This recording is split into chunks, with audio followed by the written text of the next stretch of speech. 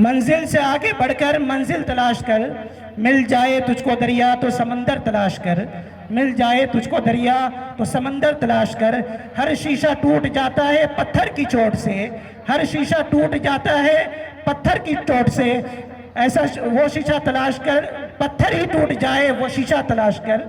हर शीशा टूट जाता है पत्थर की चोट से, हर शीशा टूट जाता है पत्थर की चोट से, पत्थर ही टूट जाए वो शीशा तलाश कर। बहुत बहुत शुक्रिया सर। मुअज़्ज़ज़ हाज़रीन, अब आपके सामने वो शख्सियत तशरीफ ला रहे हैं जिनके अल्फाज दिल को छू लेते हैं और जहन को नई राहें दिखाते हैं। इससे मेरी मुराद जनाब श्री राम सर हैं। वो आपके सामने आएंगे और नशा मुक्ति अभियान के बारे में आपसे बातचीत करेंगे। उन्हें डाइस पे बुलाने से कबल ये कहना चाहूँगा, आदरणीय अतिथिगण, अभिभावकगण, प्रभारी प्रधानाध्यापक महोदय, शिक्षकगण और प्यारे बच्चों, आज हमारे विद्यालय में पीटीएम का आयोजन किया गया है, जिसमें हमें नशा मुक्ति पर अपना विचार रखने के लिए यहाँ बुलाया गया है। नशा मुक्ति एक सामाजिक और स्वास्थ्य से जुड़ी महत्वपूर्ण समस्या है, जिसमें लोगों को नशीले पदार्थ के सेवन से दूर रहने के लिए प्रेरित और सहायता की जाती है। यह व्यक्ति, परिवार और समाज के लिए हानिकारक है, क्योंकि इससे गंभीर स्वास्थ्य समस्याएं, आर्थिक बर्बादी और सामाजिक समस्याएं पैदा होती हैं। इसे दूर करने के लिए राज्य सरकार द्वारा इस वर्ष जून माह में नशा मुक्त पखवाड़ा चलाया गया, जिसके तहत हमारे विद्यालय में नशा मुक्ति पर विद्यार्थियों को शपथ दिलाए गए। साथ साथ पेंटिंग, भाषण, स्लोगन, प्रभात फेरी जैसे अनेक प्रकार के कार्यक्रम कराकर विद्यार्थियों, शिक्षकों तथा आसपास के लोगों को जागरूक किया गया। नशा नाश का कारण है, जिसे छोड़कर आप अपने आप को स्वस्थ और दीर्घायु रख सकते हैं। धन्यवाद। बहुत बहुत धन्यवाद सर। एक कदम जो राह शौक में गलत उठाता, ता उम्र मंजिल को ढूंढता रहता। अब हमारे बीच में हमारे अध्यापक और सभी शिक्षकों से अनुरोध करूंगा कि माननीय अतिथि जी का स्वागत कर उनको मंच पर बैठाने का कष्ट करें। सभी छात्र छात्राएं पंक्तिबद्ध होकर उनके स्वागत हेतु करतल ध्वनि और पुष्प वर्षण से स्वागत करें।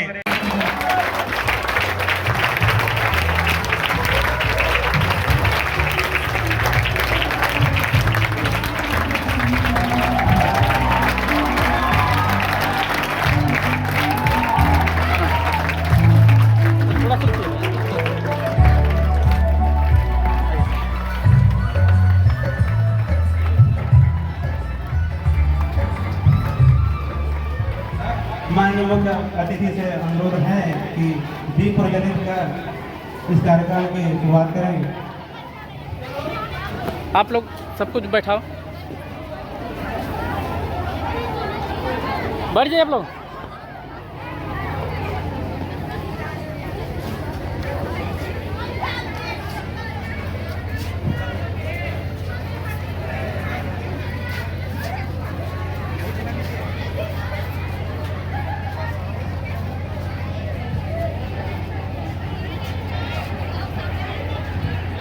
सभी लोग अपने स्थान पर बैठ जाएं।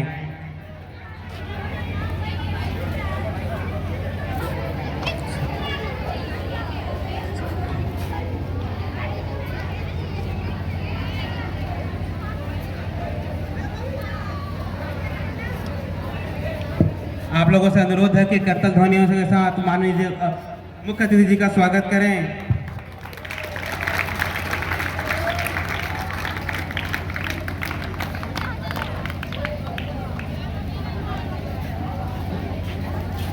जो दिल के खूबसूरत हैं, जो दिल के खूबसूरत है, खुदा ने ऐसे लोग कम बनाए हैं, जिन्हें ऐसा बनाया है आज वो हमारी महफिल में आए हैं।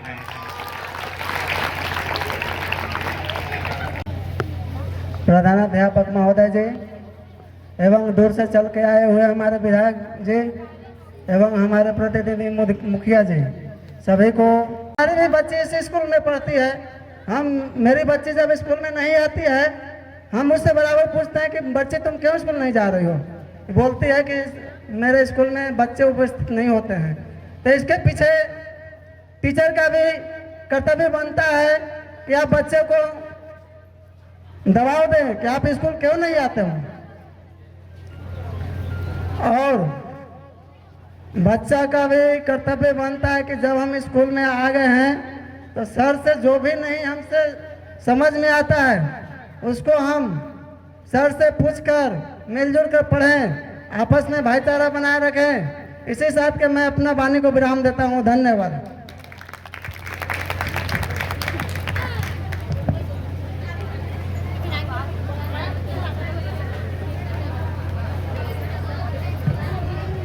बहुत बहुत शुक्रिया सर।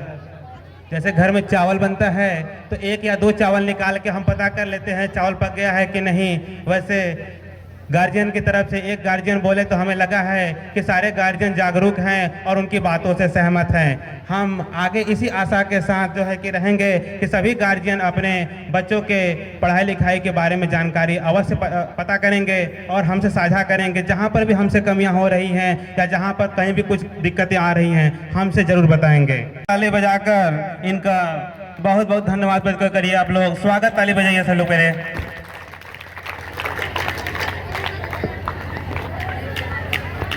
अब कार्यक्रम को आगे बढ़ाते हुए हमारे विद्यालय की शिक्षिका सुगुप्ता मैम से मैं अनुरोध करूंगा कि वो मंच पर आएं और विद्यालय स्वच्छता, स्वास्थ्य एवं पॉक्सो एक्ट के बारे में हम सबको बताएं।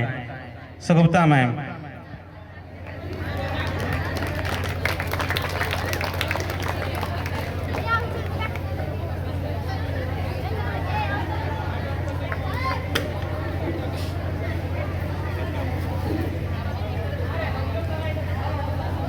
मंच पे उपस्थित हमारे क्षेत्र के विधायक माननीय श्री संजय कुमार सिंह यादव जी, रामबन पंचायत के मुखिया श्री अबू नसर सिद्दीकी साहब और अन्य अतिथिगण, शिक्षकगण, दूर दराज से आए अभिभावक, मैं आप सभी का हार्दिक अभिनंदन करती हूँ। मैं यहाँ स्वच्छता पर कुछ बातें आप लोग से साझा करने जा रही हूँ। स्वच्छता केवल घर या शरीर की सफाई तक सीमित नहीं है, यह समाज, देश और पर्यावरण से जुड़ा है। एक स्वच्छ भारत का निर्माण तभी होगा जब हम सब इसकी जिम्मेदारी मिलकर लें। इस सपने को साकार करने के लिए हम अपने में कुछ अच्छी बातों को शामिल करने की शुरुआत कर सकते हैं, जैसे खुद भी स्वस्थ रहें, स्वच्छ रहें और दूसरों को भी प्रेरित करें। प्रतिदिन स्नान करें, पौष्टिक आहार लें, व्यायाम करें और जंक फूड से दूर रहें। विद्यालय में आने वाले सभी छात्र छात्राएं प्रतिदिन लंच बॉक्स लेकर आएं, क्योंकि स्वस्थ मन से ही एक स्वस्थ शरीर का विकास होता है और जब तक शरीर स्वस्थ नहीं रहेगा हम शिक्षा ग्रहण नहीं कर सकते हैं। दूसरी बात यह है कि ये विद्यालय विद्या लेने का परिसर है, इसको स्वच्छ रखना, साफ रखना हमारी जिम्मेदारी है, आपकी जिम्मेदारी है, सबकी जिम्मेदारी है। इसके लिए हम कुछ कदम उठा सकते हैं।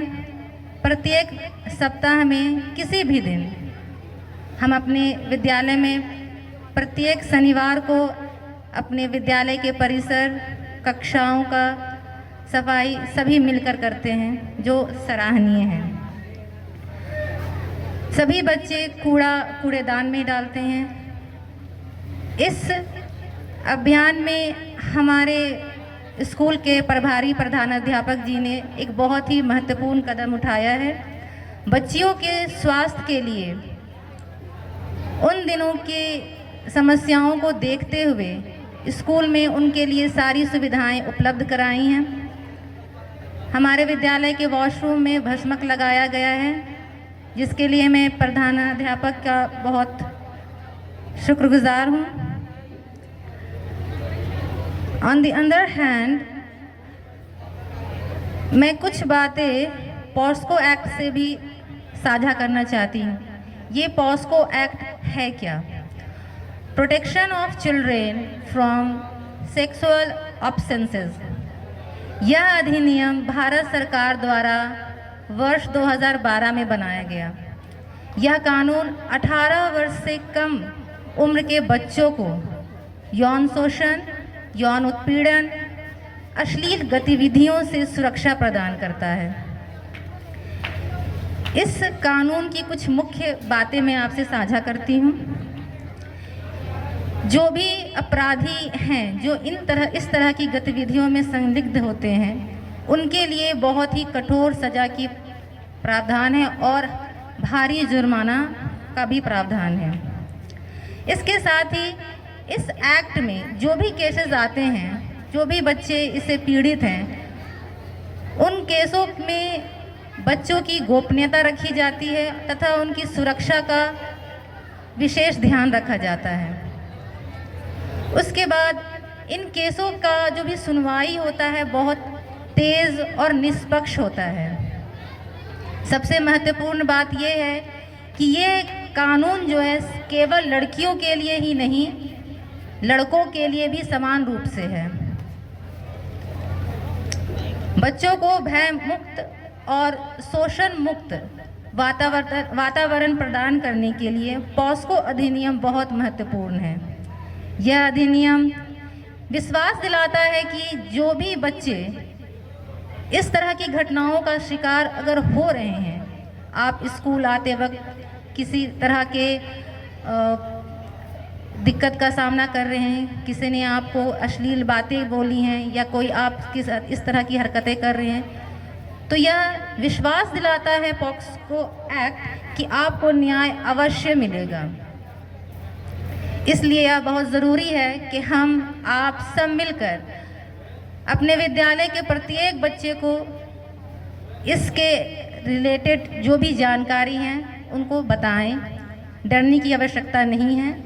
आप अपने अधिकारों के बारे में जागरूक हो और इस तरह की घटनाएं आप लोग खुद अगर फेस कर रहे हैं या किसी को फेस करते हुए देख रहे हैं तो तुरंत शिकायत करें। डरने की आवश्यकता नहीं है। ये एक्ट आपको सुरक्षा का 100% गारंटी देता है, प्लस आपकी आइडेंटिटी को छुपा के रखा जाएगा। अंत में मैं यही कहना चाहूँगी कि बच्चों की सुरक्षा ही देश का भविष्य सुरक्षित रखता है। Thank you.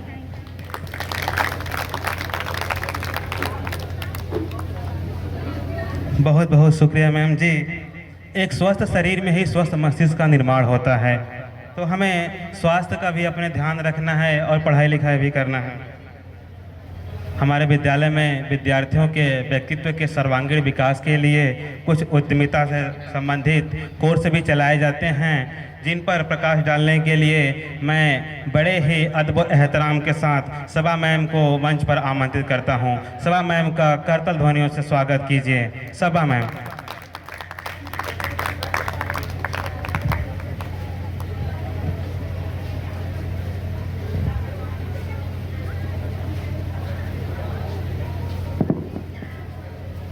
सबसे पहले मैं विद्यालय की ओर से माननीय श्री संजय कुमार सिंह यादव और ग्राम रामबन पंचायत के मुखिया श्री अबू नसर सिद्दीकी साहब और मंच पे उपस्थित सभी माननीय अभिभावक और सभी का मैं खुश आमदीद करती हूँ और इस्तकबाल करती हूँ। मैं इस मंच पे उपस्थित हूँ वोकेशनल एजुकेशन और ख़ासकर एग्रीकल्चर वोकेशनल एजुकेशन के बारे में बताना चाहूँगी। वोकेशनल एग्रीकल्चर नई शिक्षा नीति में बहुत महत्व रखता है। इसमें वोकेशनल एजुकेशन में मेन कहना है कि इसमें बच्चों को किताबी नॉलेज के साथ साथ उन्हें एक प्रैक्टिकल स्किल देना बहुत ज़रूरी है, क्योंकि हमारे देश में हम लोग जानते हैं कि सभी को रोजगार, युवाओं को रोजगार की समस्या से जूझना पड़ता है। अगर हमारे पास एक प्रैक्टिकल स्किल रहेगा तो बच्चे अपना रोजगार भी करेंगे और दूसरे को जॉब क्रिएटर का काम करेंगे, यानी रोजगार वो दूसरे को दे सकते हैं।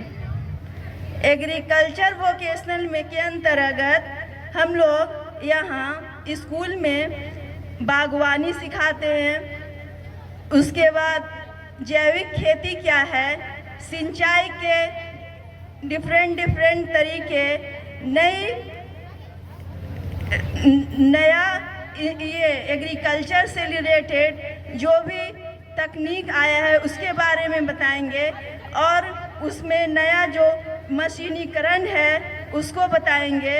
इससे क्या होगा कि हमारे कम ज़मीन में ज़्यादा पैदावार हो सकता है। नया मशीनीकरण का यूज़ करके नए पॉपुलेशन तो बढ़ रहा है लेकिन ज़मीन वही है, तो उसके लिए हम लोग क्या करेंगे कि उसमें डिफरेंट टेक्नोलॉजी का यूज करेंगे और उसको उसका उतना ही कम समय में और कम ज़मीन पे इतना ज़्यादा प्रोडक्शन कर सकते हैं हम लोग कि पूरे देश को हमको अनाज मिल सके, उसका पूरा खान पान का ये हो सके उसका।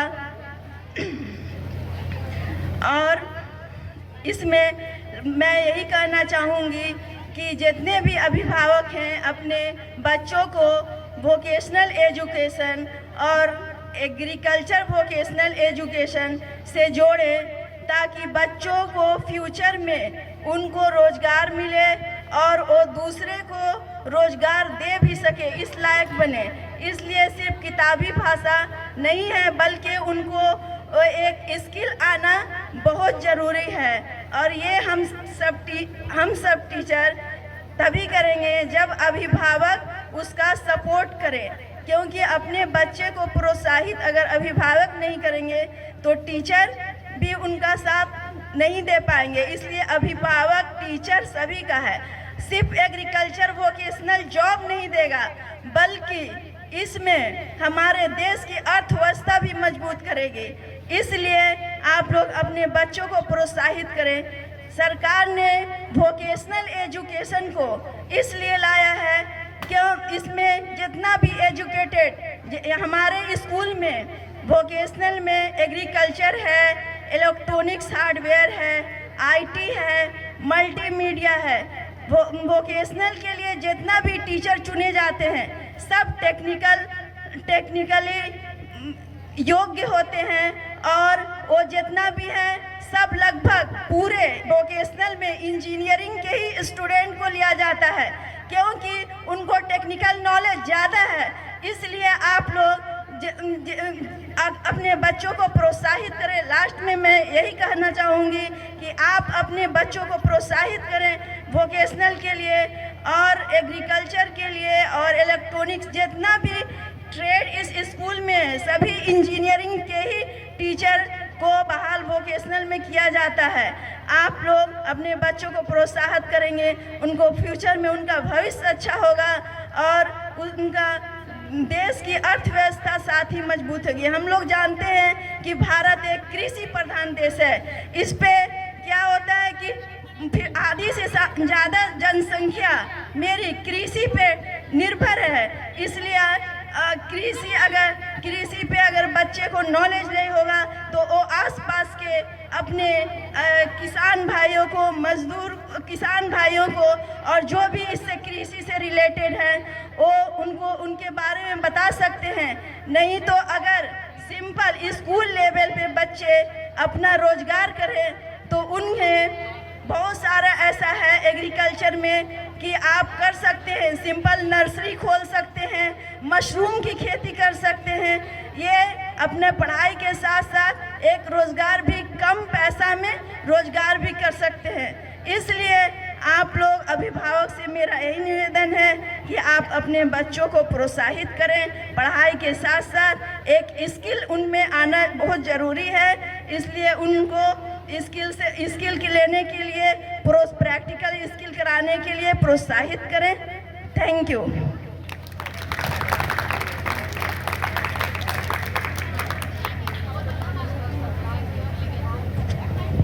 बहुत बहुत धन्यवाद मैम। देखिए आजकल 21वीं शताब्दी का समय है और बेरोजगारी की दर बहुत बढ़ चुकी है। तो अभी से अगर आप अपने पढ़ाई लिखाई के साथ अगर स्किल और कौशल सीखते रहेंगे तो आप अपने भविष्य को बेहतर बना लेंगे। ठीक है, इसी क्रम में मैं अपने विद्यालय के अध्यापक इतिहास के शिक्षक संजय सर से निवेदन करूंगा कि वो आएँ और हम सबको बताएं कि हमारे विद्यालय में क्या क्या सुविधाएं उपलब्ध हैं और क्या क्या हो रहे हैं। संजय सर का एक बार स्वागत, ताली के साथ स्वागत कीजिए।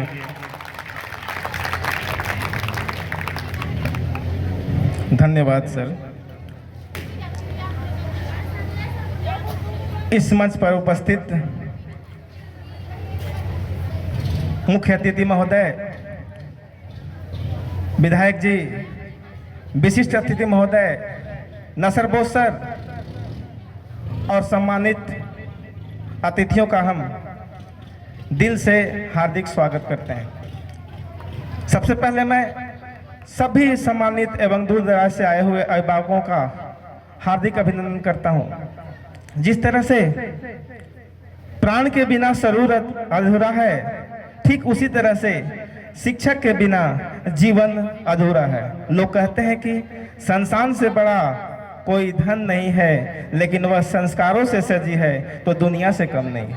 प्रिय अभिभावकों, विद्यालय केवल पढ़ाने की जगह नहीं होता, बल्कि बच्चे के सर्वांगीण विकास का केंद्र होता है। विद्यालय में बच्चों की पढ़ाई के साथ साथ अच्छे संस्कार, अनुशासन, आत्मविश्वास और जीवन जीने की कला सिखाई जाती है। आज शिक्षा का स्वरूप बदल चुका है। हमारे विद्यालय में बच्चों को निःशुल्क किताबें, कॉपियां, छात्रवृत्ति तथा अन्य आवश्यक सामग्रियां दी जाती हैं। बच्चों को शारीरिक एवं कलात्मक विकास हेतु खेल कूद की सामग्री उपलब्ध कराई जाती है ताकि बच्चे मैदान में भी अपनी प्रतिभा निखार सके। पिछले साल खेलो झारखंड में प्रतियोगिता में हमारे बच्चे प्रखंड से जिला तक, जिला से राज्य तक का सफर तय किया। खेल से बच्चों का शारीरिक एवं मानसिक विकास होता है। हम सभी यह जानते हैं कि स्वस्थ मन में स्वस्थ विचार उत्पन्न होती है। खेल से बच्चों में अनुशासन के साथ साथ टीम वर्क भावना का भी विकास होता है। मैं धन्यवाद देना चाहता हूं हमारे विद्यालय के प्रधानाध्यापक महोदय एवं सम्मानित शिक्षक साथियों का। आज गर्व है हमें अपने विद्यालय परिवार पर। आज हमारे विद्यालय का थीम आधारित कार्य की सराहना पूरे जिले में की जा रही है। डाइट प्लानों के माध्यम से अन्य विद्यालयों को प्रेरणा के रूप में प्रस्तुत किया जा रहा है, प्रदर्शित किया जा रहा है। यह सिर्फ अपने विद्यालय की सम्मान की बात नहीं है, बल्कि पूरे जिले के शिक्षा जगत की गौरव की बात है।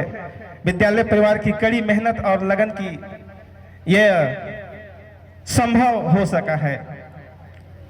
लेकिन ये सारी सुविधाएं तभी सार्थक होंगी जब आपके बच्चे नियमित रूप से विद्यालय आएंगे। इसलिए मैं आप सभी सम्मानित अभिभावकों से हृदय से आग्रह करना चाहता हूं कि बच्चों को प्रतिदिन विद्यालय भेजें एवं बच्चों को घर पर पढ़ने के लिए प्रेरित करें।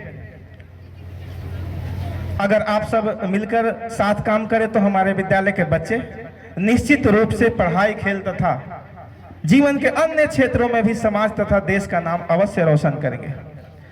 अंत में दो पंक्ति अभिभावकों के लिए। पढ़ाई के संग खेल जरूरी है, हर मंजिल की राह तो दूरी है। अगर मेहनत करोगे तो चमकोगे ऐसे, जैसे अंधेरों में दिया जरूरी है, जैसे अंधेरों में दिया जरूरी है। धन्यवाद। बहुत बहुत धन्यवाद सर। मैं कार्यक्रम को आगे बढ़ाते हुए, वक्त में जाया करते हुए, मैं अपने विद्यालय के अध्यापक मनीष राय सर को बुलाता हूं कि वो आएँ और लर्निंग गैप के बारे में हम सबको समझाएं। मनीष राय सर के लिए एक बार स्वागत, ताली।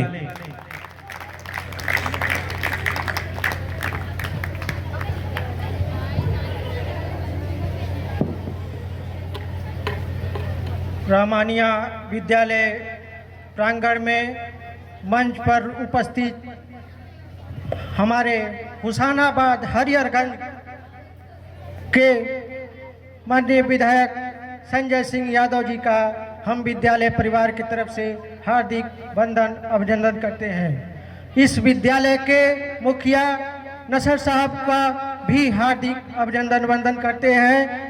मैं इस विद्यालय परिवार के तरफ से सबको, जितने भी अतिथिगण उपस्थित हुए हैं, उनको हार्दिक बधाई देते हैं और ये आशा और विश्वास करते हैं कि आप लोग आगे भी जब भी पीटीएम का कार्यक्रम होगा अपना बहुमूल्य समय निकालकर इस कार्यक्रम को सफल बनाएंगे, जिससे कि विद्यालय परिवार हमारा आगे बढ़ सके, गौरवान्वित हो सके, क्योंकि ये विद्यालय परिवार के बच्चे ही हमारे पूंजी है। इन पूंजी को ही बढ़ाना ही हमारा कर्तव्य है। इसकी कड़ी में जो हमको आज टॉपिक मिला है पीटीएम के तरफ से, और वो है जो लर्निंग गैप होता है बच्चों के बीच में, आखिर वो लर्निंग गैप होता क्या है, इसके बारे में हम थोड़ा सा समय जाया न लगते करते हुए बताना चाहते हैं कि ये लर्निंग गैप होता क्या है। लर्निंग गैप जो हम लोग महसूस करते हैं, देखते हैं अपने विद्यालय में, अन्य विद्यालय में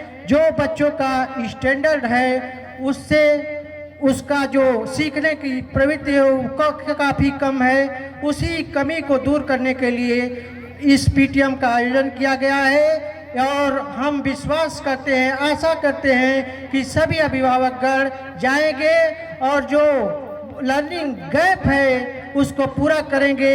हमारे सब्जेक्ट में एक वेरिएशन होता है, वेरिएशन का मतलब होता है विचलन, और वो विचलन जब स्टैंडर्ड से एक्चुअल माइनस होता है तो वेरिएशन आता है। इसी प्रकार ही ये जो लर्निंग गैप है, जब वो बच्चा जो मूल रूप से उसको सीखने का स्टैंडर्ड है उसको प्राप्त नहीं कर पाता है, उसका जो इस समय लेवल है वो नीचा है, उसी गैप को पाटते हैं हम लोग, और विद्यालय परिवार ये पूरा कोशिश कर रहा है कि उस गैप को पाटे। सभी शिक्षकगण हमारे पूरे तन्मयता के साथ इस गैप को पाटने के लिए लगे हुए हैं और हम ये आशा और विश्वास करते हैं कि जब तक सभी अभिभावकगण मिलकर इसको सफल बनाएंगे, बच्चों को अपना साथ देंगे, तब ये हम लोग ये प्राप्त कर लेंगे।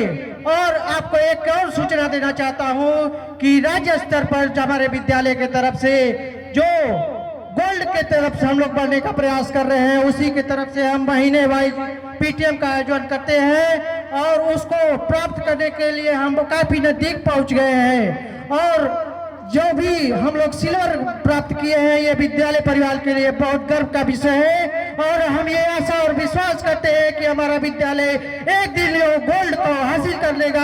और ये विश्वास आज और बढ़ गया है क्योंकि इस विद्यालय के जो विधायक है, इस अभिभावक है, आज उनकी उपस्थिति हो गई है। जब हम जपला से चलते हैं तो यहाँ जब विद्यालय आते हैं तो यही विधायक जी हैं जो बक्सी हाई स्कूल का बिल्डिंग टूटा हुआ था, उसको इन्होंने बनवाने का काम किया है। अब तो ये पूर्ण विद्यालय में है और हम अभिभावक अपने विद्यालय परिवार के तरफ से ये पूरा विश्वास और आशा करते हैं कि विधायक जी इस विद्यालय का कायाकल्प कर देंगे, तभी जाकर इस विद्यालय को खुशी होगी और बच्चे को विकास होगा और जो गैप है वो भरने का काम करेंगे।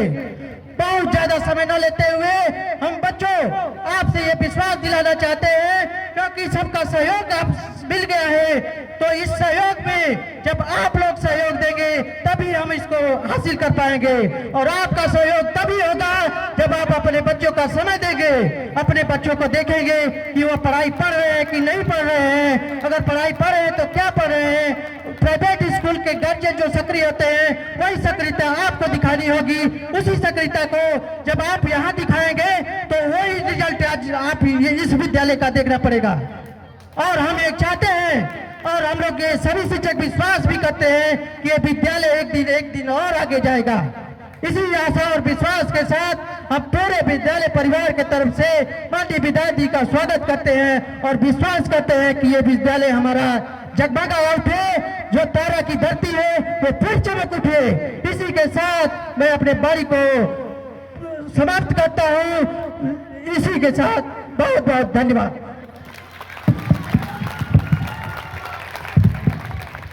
बहुत बहुत धन्यवाद सर। मैं अकेला ही चला था, लोग साथ आते गए और कारवां बनता गया। तो यह जो शिक्षा की प्रक्रिया है यह द्विमुखी प्रक्रिया है, विद्यालय के प्रांगण में होती है और घर में भी होती है। हम लोग यहाँ से पढ़ा लिखा कर बच्चों को भेज देते हैं, क्या बच्चे घर में पढ़ रहे हैं या नहीं पढ़ रहे हैं इसकी जानकारी हमें होनी चाहिए, और जो हमारे गार्जियन बैठे हैं उनको भी जानकारी होनी चाहिए कि हमारे विद्यालय में क्या पढ़ाई लिखाई हो रहा है, हमारे बच्चे सही से पढ़ रहे हैं कि नहीं। इन्हीं भी जानकारी और स्रोतों को साझा करने के लिए एक अभिभावक हमारे बीच आ रहे हैं, सत्येंद्र प्रसाद मेहता जी। मैं चाहता हूं कि आप सब उनका करतल ध्वनियों के साथ स्वागत करिए, सत्येंद्र प्रसाद मेहता जी का। सभी स्टूडेंट्स से गुजारिश है कि डिसिप्लिन मेंटेन करें, सही से बैठ जाएं।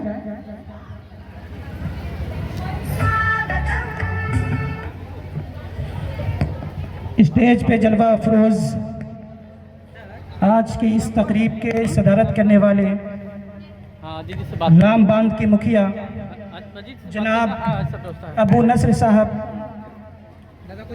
और जेएमएम के कार्यकर्ता जनाब विवेकानंद सिंह जी, दिगर मुअज़्ज़ज़ मेहमानान, हमारे स्कूल के काबिल कद्र असातिज़ा इकराम, मुअज़्ज़ज़ वालिदैन, सामिईन और हमारे अज़ीज़ तलबा व तालिबात, अस्सलामु अलैकुम। Very good morning to all of you.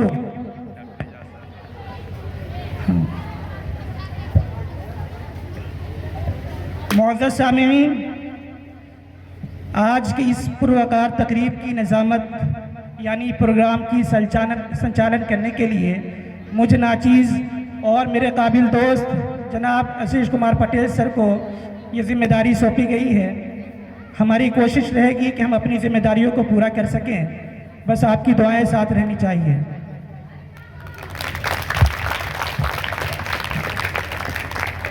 मुअज़्ज़ज़ हाज़रीन, इल्म व अदब की इस खूबसूरत दानिशगाह आदर्श रहमानिया हाई स्कूल तारा के आंगन में तमाम टीचर्स और स्टूडेंट्स की तरफ से समीम क़ल्ब से हम तमाम मेहमानान, तमाम वालिदैन को खुश आमदेद कहते हैं, इस्तकबाल करते हैं। ज़ोरदार तालियों के साथ हमारे तमाम मेहमानान का इस्तकबाल कीजिए।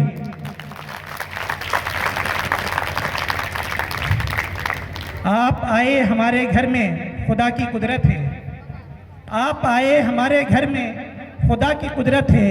कभी हम आपको, कभी अपने घर को देखते हैं। आप आए तो पहाड़ों ने लुटाई खुशबू, आप आए तो पहाड़ों ने लुटाई खुशबू। फूल तो फूल थे, कांटों से भी आई खुशबू। फूल तो फूल थे, कांटों से भी आई खुशबू।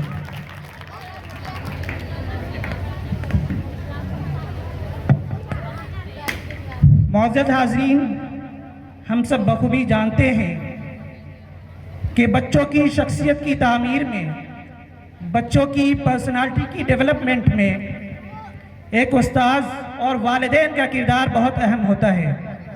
और सबसे जो पहली मंजिल जो तरबियत की है वो वालिदैन है। हम इनकी मेहनत और इनके ताउन के बगैर तालीम का यह तवील सफ़र तय करना मुमकिन ही नहीं, नामुमकिन है। इसलिए हम दूर दराज का तशरीफ़ लाए तमाम वालिदैन का, तमाम मेहमानान का समीम क़ल्ब से शुक्रिया अदा करते हैं। बेहद शुक्रगुजार हैं कि आप हमारी अदना सी दावत पर, आप अपनी तमाम मसरूफियात के बावजूद यहाँ तशरीफ़ लाए और महफिल को रौनक बख्शी। ज़ोरदार तालियाँ हमारे तमाम वालिदैन के लिए। सरसरी तौर पर मैं आज की इस प्रोग्राम का तारुफ पेश करता चलूँ। हमारे काबिल असातिज़ा और मेहमानान आपसे रूबरू होंगे। पीटीएम आखिर इसका मतलब क्या होता है? बहुत ही आसान लफ्ज़ों में कि टीचर्स और पेरेंट्स की मुलाकात, टीचर्स और पेरेंट्स की मुलाकात, बातचीत। ये स्कूल में की जाने वाली बाकायदा एक मुनाकिद मीटिंग होती है जिसमें बच्चों की तालीम, उनकी कारकर्दगी और उनकी तरबियत के बारे में असातिज़ा और वालिदैन आपस में बातचीत करते हैं, और ताकि उनकी एजुकेशन एक्टिविटीज़ को कैसे बेहतर से बेहतर बनाया जाए इस बारे में बात करने की हम कोशिश करते हैं। इस प्रोग्राम के कुछ मकासद होते हैं जिसके तहत हम ये प्रोग्राम मुनक़िद कर रहे हैं। सबसे अहम मकासद के बच्चों की कारकर्दगी का जायज़ा लेना कि बच्चे स्कूल में क्या पढ़ रहे हैं, उनका सिलेबस किस तरह मुकम्मल किया जा रहा है, उनके रिज़ल्ट किस तरह आ रहे हैं, इन तमाम मुद्दों पे हम बात करते हैं। दूसरा जो सबसे अहम है कि वालिदैन और असातिज़ा के दरमियान एक स्ट्रॉन्ग रिलेशनशिप होनी चाहिए, क्योंकि अगर वालिदैन और असातिज़ा के दरमियान एक अच्छी बॉन्डिंग नहीं होगी तो हमारे जो बच्चे हैं सही तालीम हासिल नहीं कर पाएंगे, अपनी ज़िंदगी में कामयाबी हासिल नहीं कर पाएंगे। इसलिए बहुत ज़रूरी है। और मसाइल और कमज़ोरियों का हल, यानी बच्चों की जो वीकनेस है, जो उनकी कमज़ोरियां हैं, हमें उनको जाननी चाहिए और उन कमज़ोरियों को कैसे हम टैकल करेंगे, कैसे उसे हल करेंगे, इस बात में बात करने की कोशिश करते हैं। और बच्चों की खुफिया सलाहियतों की निशानदेही, जो हिडन स्किल्स होते हैं बच्चों के अंदर, यह स्कूल सबसे अच्छी जगह है जहाँ पे बच्चों की जो हिडन स्किल्स की बात की जाती है। हम ये जानने की कोशिश करते हैं कि ये बच्चा किस फील्ड में महारत रखता है, उनकी क्या दिलचस्पी है, ये जानने की कोशिश करते हैं। और जो सबसे अखीर और जो सबसे अहम कि हम बच्चों की बेहतर मुस्तकबिल की मनसूबाबंदी करते हैं, यानी ये बच्चा मुस्तकबिल में क्या करना चाहता है, हम इसके बारे में बात करते हैं। आम तौर पर हम क्लास में ये बच्चों से पूछते हैं कि आप मुस्तकबिल में क्या बनना चाहते हैं, तो आम तौर पर ये जवाब आता है कि अभी हमने सोचा नहीं है, हमने अभी इरादा नहीं किया है। तो ये पीटीएम जो ये तकरीब है, ये इस बात की तरफ इशारा करता है कि हम बच्चों की बेहतर मुस्तकबिल के लिए एक मनसूबा साजी कर सके, बात कर सके, ताकि हमारा जो बच्चा है मुस्तकबिल में बेहतर से बेहतर कामयाबी हासिल कर सके। ये बहुत ही मुख्तसर तारुफ था पीटीएम के बारे में, ताकि आप हमारे तमाम मुकर्रिरीन जो असातिज़ा मेहमानान आएंगे वो जो आपसे खिताब फरमाएंगे आप बखूबी आसानी से समझ सकेंगे। अब मैं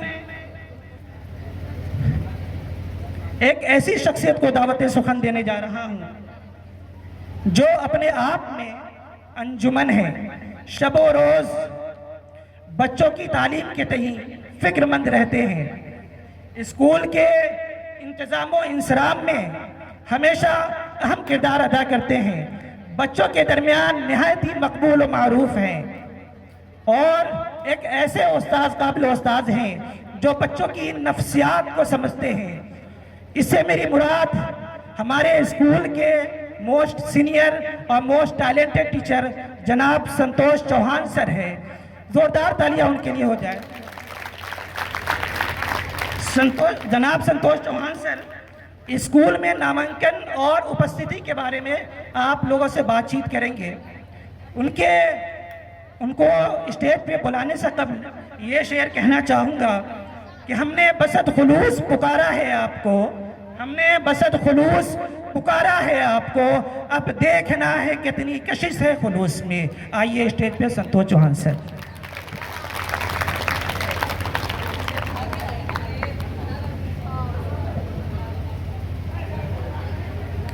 हेलो,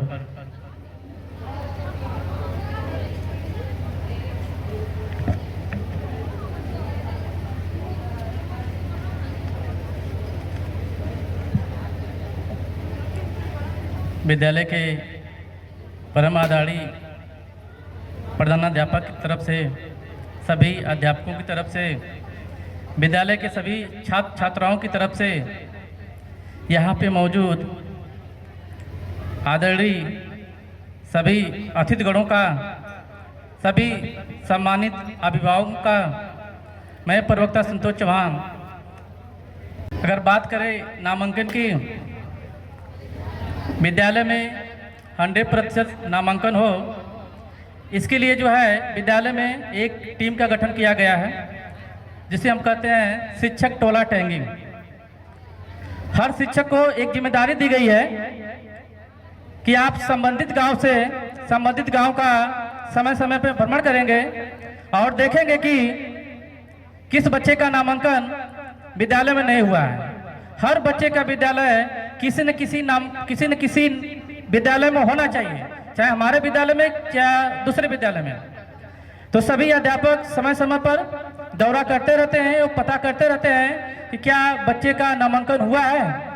और आप लोगों को मालूम होना चाहिए कि विद्यालय के आसपास जितने भी गांव हैं जो पोषक क्षेत्र में आते हैं, नामांकन की अगर बात की जाए तो नामांकन 100% है, 100%। यानी ऐसा कोई भी छात्र नहीं छूटा है जिसका किसी विद्यालय में नामांकन नहीं है, सबका नामांकन है। हम लोगों ने इस पर काम किया है। इसके अलावा जो है जब हम लोग दौरा करते हैं तो पता चलता है कि ऐसे कई सारे बच्चे हैं जो गरीबी के कारण, आर्थिक तंगी के कारण अभी तक विद्यालय में नामांकन नहीं लिए हैं। ऐसे बच्चों को सभी अध्यापकों द्वारा चिन्हित किया जाता है और ऐसे बच्चों का नामांकन विद्यालय में जो है निःशुल्क हमारे प्रभारी प्रधानाध्यापक के द्वारा किया जाता है, जितने भी गरीब बच्चे हैं जो नामांकन अपना नहीं ले पा रहे हैं। इसके अलावा जो है जब रजिस्ट्रेशन होता है और परीक्षा फॉर्म भरा जाता है तो उस समय भी ये देखने को मिलता है कि ऐसे कई सारे बच्चे हैं, ऐसे कई परिवार हैं कि पेरेंट्स अपने बच्चे का रजिस्ट्रेशन नहीं करा पा रहे हैं, परीक्षा फॉर्म नहीं भरा पा रहे हैं। तो हर साल लगभग 20-25 बच्चों का निःशुल्क रजिस्ट्रेशन और परीक्षा फॉर्म विद्यालय की तरफ से उनका भरा जाता है। जो भी सरकारी फीस होती है जिसे सरकारी कोष में जमा किया जाता है, इसकी सारी जिम्मेदारी जो है हमारे जो माननीय प्रधानाध्यापक मनोज सर के द्वारा कर दिया जाता है। सर के लिए एक जोरदार स्वागत ताली। और इसका असर है कि विद्यालय में 100% नामांकन है। लेकिन जब हम बात करते हैं उपस्थिति की बात करते हैं कि क्या विद्यालय में उपस्थिति ठीक ठाक है, जहाँ तक मैट्रिक की अगर बात करें, 9-10 की बात करें तो उपस्थिति बहुत ही अच्छी है, बहुत ही शानदार है। बैठने के लिए बेंचेस कम पड़ जाते हैं, क्लासरूम कम पड़ जाते हैं, संख्या बहुत अधिक आती है। लेकिन जब हम बात करते हैं इंटरमीडिएट की, 11वीं और 12वीं की बच्चों की बात करते हैं तो यहाँ पे थोड़ा चिंताजनक है, बच्चे कम आते हैं। इंटरमीडिएट बच्चे विद्यालय में कम आते हैं। इसके पीछे रीजन क्या है, कारण क्या है? कई सारे कारण हो सकते हैं। इसके लिए जिम्मेदार कौन है? जिम्मेदार टीचर भी हो सकते हैं और पेरेंट्स भी हो सकते हैं। टीचर और पेरेंट्स यही दो लोग इसके जिम्मेदार हैं कि बच्चे विद्यालय कम क्यों आ रहे हैं। हो सकता है कुछ कमियां हमारे अंदर हो जिसके वजह से बच्चे नहीं आ पा रहे हैं, हम बच्चों को आकर्षित नहीं कर पा रहे हैं। या शायद पेरेंट्स को ये लग रहा होगा मेरी बिटिया अब तो बड़ी हो गई है, सयानी हो गई है, हमें इसकी पढ़ाई के बारे में नहीं सोचना चाहिए, हमें इसकी शादी के बारे में सोचना चाहिए। शायद इस वजह से कुछ पेरेंट्स अपने बच्चियों को विद्यालय नहीं भेज रहे हैं। या हो सकता है दूसरे कारण भी हो सकते हैं, विद्यालय दूर पड़ता होगा, आने जाने के साधन नहीं होंगे, सड़कें अच्छी नहीं होंगी, तो इस वजह से भी कुछ पेरेंट्स अपने बच्चों को विद्यालय नहीं भेज पाते होंगे। और भी दूसरे कारण हो सकते हैं। लेकिन विद्यालय आप नहीं भेज पा रहे हैं, बच्चे विद्यालय नहीं आ रहे हैं, अगर इसको देखा जाए ये अलग विषय है। विद्यालय में छात्रों की उपस्थिति 75% से कम नहीं होनी चाहिए। हमारे पास एक लिस्ट है, अभी कल का समाचार है, उसकी एक कटिंग है, लगभग हर न्यूज़पेपर में कटिंग आपको मिल जाएगी। इसको छापा गया है, इसमें साफ साफ कहा गया है कि जिस बच्चे की उपस्थिति विद्यालय में 75% नहीं है, अगर किसी छात्र की उपस्थिति 75% से कम है तो ऐसे सभी बच्चों का नामांकन रद्द किया जाए, ऐसे सभी बच्चों को रजिस्ट्रेशन और परीक्षा फॉर्म से वंचित किया जाए। अगर जिन बच्चों की उपस्थिति 75% से कम है, ऐसे बच्चों का परीक्षा फॉर्म अगर भरा जाएगा, इनका रजिस्ट्रेशन किया जाएगा तो कानूनी कार्रवाई हेडमास्टर के खिलाफ की जाएगी। ऐसा इसमें साफ साफ लिखा है। तो हम लोग भी मजबूर हैं, हम लोग भी मजबूर हैं, आपके बच्चों को बचा नहीं पाएंगे। अभी कुछ दिनों में जो कई सारे बच्चों का नामांकन रद्द हुआ है, नाम कटा है, आगे और कटेगा। आपके बच्चे अगर कहीं बाहर गए हैं तो उनको आप बुला लीजिए और बच्चियों को विद्यालय आप लोग भेजिए। बच्चे अगर नहीं आएंगे तो आने वाले समय में उनका रजिस्ट्रेशन नहीं हो पाएगा, परीक्षा फॉर्म हम लोग नहीं भर पाएंगे। अगर ऐसा करते हैं तो हमारे खिलाफ भी कार्रवाई होगी, इसमें साफ साफ लिखा हुआ है। डेली अटेंडेंस बनता है, उस अटेंडेंस के आधार पे बच्चों का नामांकन परीक्षा फॉर्म भरा जाएगा। आपके बच्चे जब विद्यालय नहीं आएंगे तो इसके क्या क्या नुकसान हो सकते हैं, मैं उस पर अभी चर्चा करने जा रहा हूं।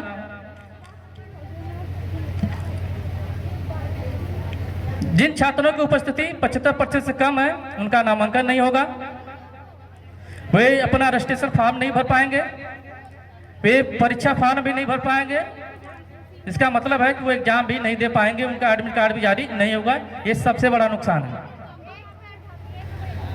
दूसरा नुकसान क्या है, बच्चे जब विद्यालय नहीं आते हैं तो घर पे करते क्या है, हो सकता है मोबाइल चलाते होंगे, दिन भर रील्स देखते होंगे, मूवी देखते होंगे, डाटा खत्म हो जाता होगा तो गलत संगत में यहाँ वहाँ घूमते होंगे।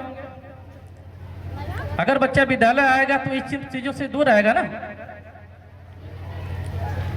आपका बच्चा विद्यालय नहीं आएगा तो जाहिर सी बात है शिक्षा की कमी होगी, ज्ञान की कमी होगी। जब ज्ञान की कमी होगी तो आगे उस बच्चे को अवसर भी नहीं मिलेंगे। इसके अलावा बच्चा जब आपका विद्यालय में नहीं आएगा, बच्चे का बौद्धिक विकास रुक जाएगा, उसका सामाजिक विकास रुक जाएगा, उसका नैतिक विकास रुक जाएगा। बच्चा अनुशासनहीन होगा, वो संस्कार के महत्व को नहीं समझ पाएगा, वो समय की वैल्यू को नहीं समझ पाएगा। हमें लोगों से जो है कैसे बात करनी है, कैसे आचरण व्यक्त करना है, समाज में हमें कैसे रहना है, क्या सही है क्या गलत है, इन सारी चीजों पे वो सही तरीके से तर्क नहीं कर पाएगा। ये सबसे बड़ा नुकसान है। क्या आप चाहते हैं कि आपके बच्चे के साथ ऐसा हो?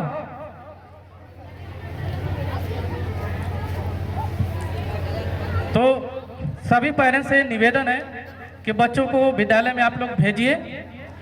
यदि बच्चों को आप विद्यालय भेजेंगे तो उनके साथ बहुत सारी अच्छी चीज़ें होंगी।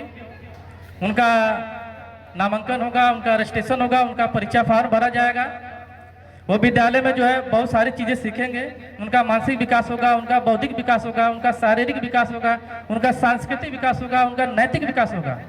वे अनुशासन के महत्व को समझेंगे, वो आपकी कदर करेंगे, वे अपने लिए, अपने पेरेंट्स के लिए, अपने परिवार के लिए जो है काम करेंगे, पढ़ेंगे, मेहनत करेंगे। लेकिन वो ऐसा तभी करेंगे जब आप अपने बच्चों को विद्यालय भेजेंगे।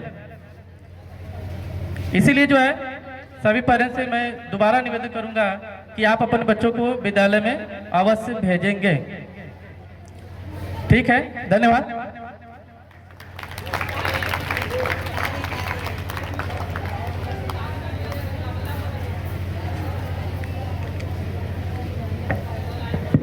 बहुत बहुत शुक्रिया सर इस पुरमग़ज़ खिताब के लिए। सर की तकरीर का सीधा साधा निचोड़ ये था। स्वागत करता हूं। हार की जीत को एक दुआ लग गई, हार को जीत की एक दुआ लग गई, जलते मौसम में ठंडी हवा लग गई, जलते मौसम में ठंडी हवा लग गई। आप आए तो मानो कुछ यूं लगा जैसे हमारे जख्मों को दवा मिल गई, जैसे हमारे जख्मों को दवा मिल गई। इन्हीं शब्दों के साथ मैं प्रभारी जी को मंच पे बुलाऊंगा कि वो आए और स्वागत वक्तव्य से हमारे मुख्य अतिथियों का स्वागत करें।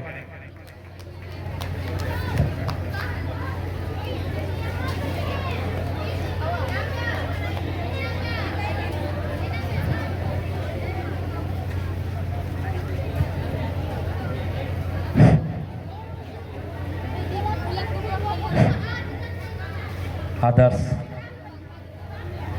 राजकीयकृत +2 रहमानिया उच्च विद्यालय तारा के इस आदर्श प्रांगण में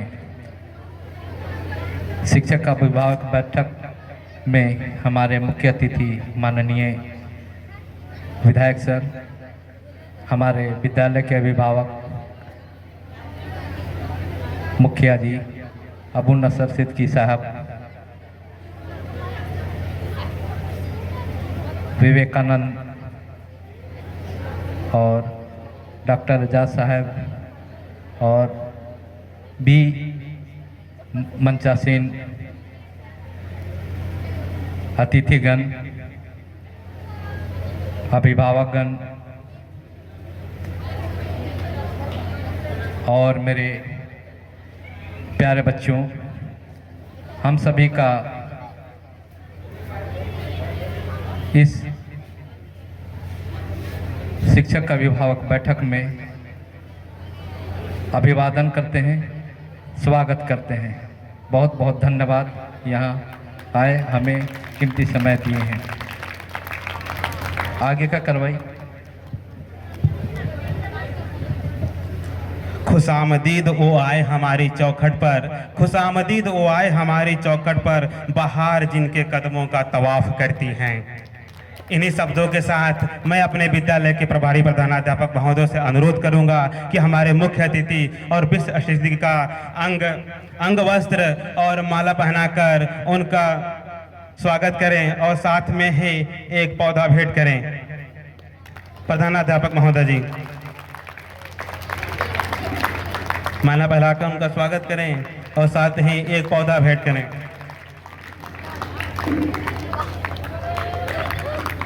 इसी क्रम में विशिष्ट अतिथि श्री अबू नसर साहब सिद्दीकी जी का भी अंग वस्त्र और माला पहनाकर स्वागत करें। माननीय प्रभारी प्रधानाध्यापक मनोज सर।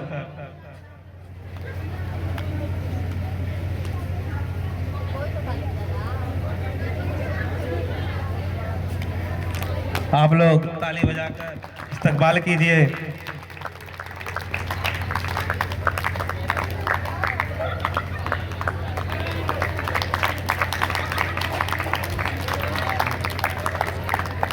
अब हमारे बीच में यहाँ पर जनप्रतिनिधि और युवा नेता विवेकानंद जी उपस्थित हैं। मैं जागेश्वर प्रसाद सर से अनुरोध करूंगा कि अंग वस्त्र और माला पहनाकर और पौधा भेंट कर उनका स्वागत करें। जागेश्वर प्रसाद सर विवेकानंद जी का स्वागत करेंगे।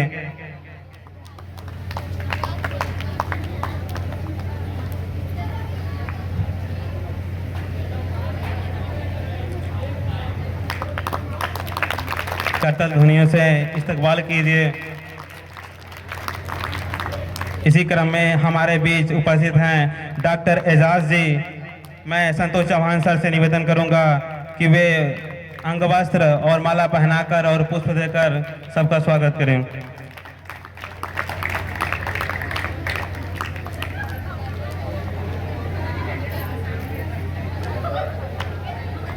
छात्रों से अनुरोध है कि वो तालियां बजाकर हौसला अफजाई करते रहें।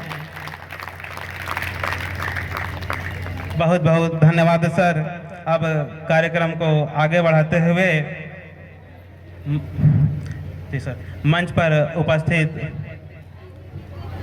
बहुत बहुत धन्यवाद। मंच पर जितने भी उपस्थित हमारे अतिथि हैं, हम उनका तहे दिल से स्वागत, अभिनंदन और वंदन करते हैं।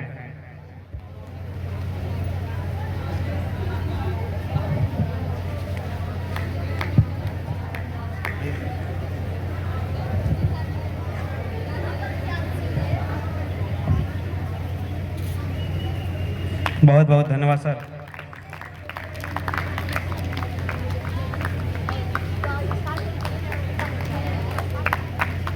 मैं यहाँ पर जितने भी सम्मानित अतिथि उपस्थित हैं, चाहे अभिभावक हों, चाहे विशिष्ट अतिथि, चाहे मुख्य अतिथि हों, मैं सबका जो है कि विद्यालय परिवार की ओर से हार्दिक अभिनंदन और स्वागत करता हूँ।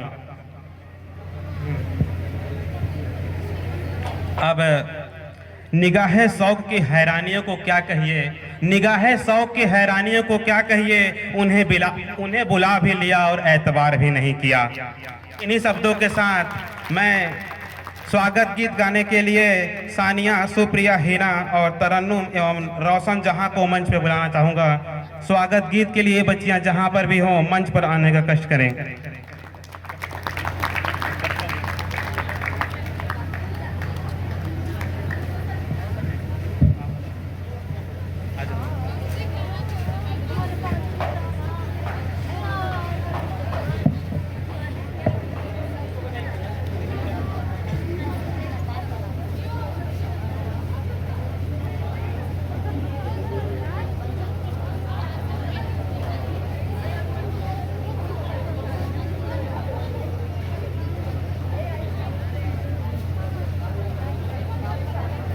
मैं सभी शिक्षकों से अनुरोध करूंगा कि वो मंच पर जितने भी अतिथि उपस्थित हैं उनका माल्यार्पण कर स्वागत करें।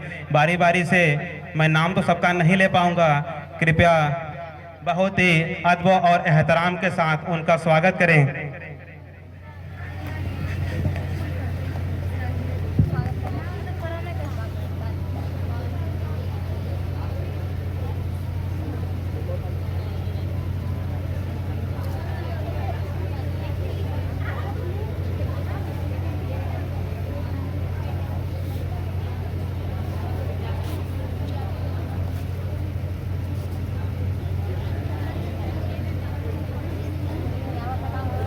का नाम बता दीजिए। कल ना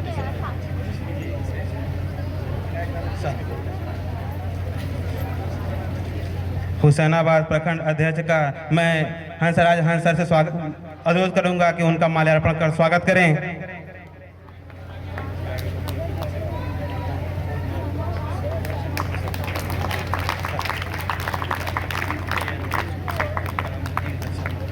माननीय अध्यक्ष खुर्शीद खान और कलामुद्दीन साहब का माल्यार्पण कर स्वागत करें। जय जय सर।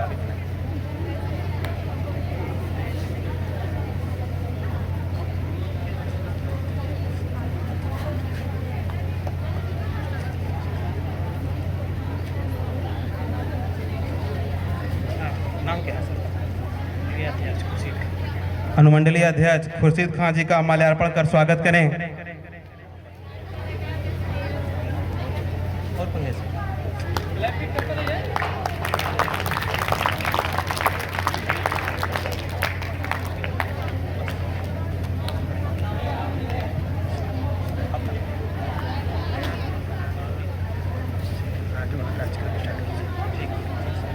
कार्यक्रम आगे बढ़ाते हैं सर, आगे बढ़ाएं कार्यक्रम।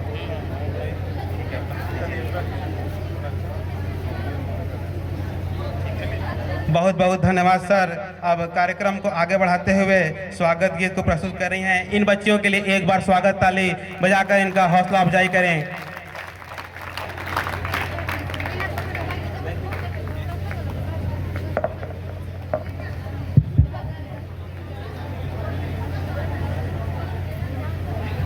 मैं सानिया खातून क्लास 10th की छात्रा हूँ। हमारे क्षेत्र के विधायक माननीय श्री संजय कुमार सिंह यादव जी, रामबन पंचायत के मुख्य श्री अबू नसर सिद्दीकी साहब और इस मंच पर उपस्थित शिक्षकगण तथा अभिभावकों का मैं आशीर्वाद करना चाहती हूँ।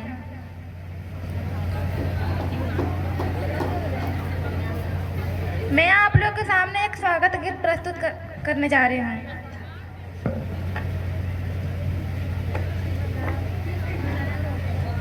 मन की वीणा से गुंजते ध्वनि मंगलम, मन की वीणा से गुंजते ध्वनि मंगलम।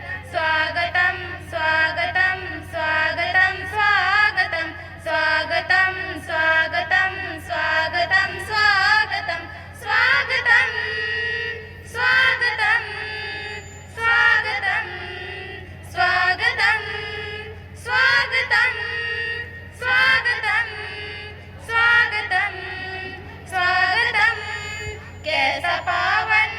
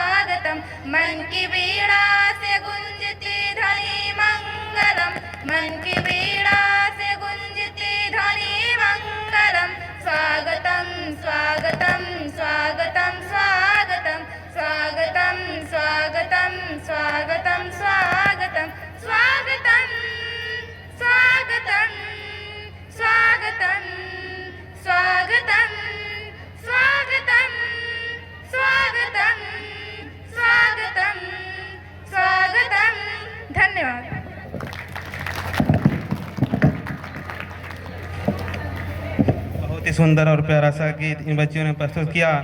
इनके लिए एक बार स्वागत ताली बजा के इनका हौसला अफजाई करें। कार्यक्रम की इसी कड़ी में स्वागत नृत्य प्रस्तुत करने के लिए 10वीं की छात्रा पल्लवी कुमारी को मैं आवाज़ दूंगा कि वो मंच पर आएं और स्वागत नृत्य प्रस्तुत करें। पल्लवी कुमारी, एक बार इनके लिए जोरदार ताली।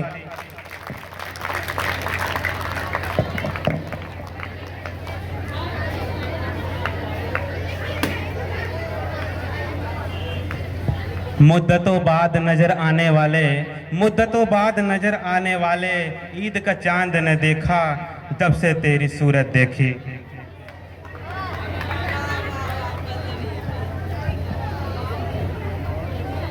इनसे मिलने की बार बार अभिलाषा होती है। इन्हीं शब्दों के साथ मैं विधायक जी को आमंत्रित करता हूँ। माननीय विधायक जी।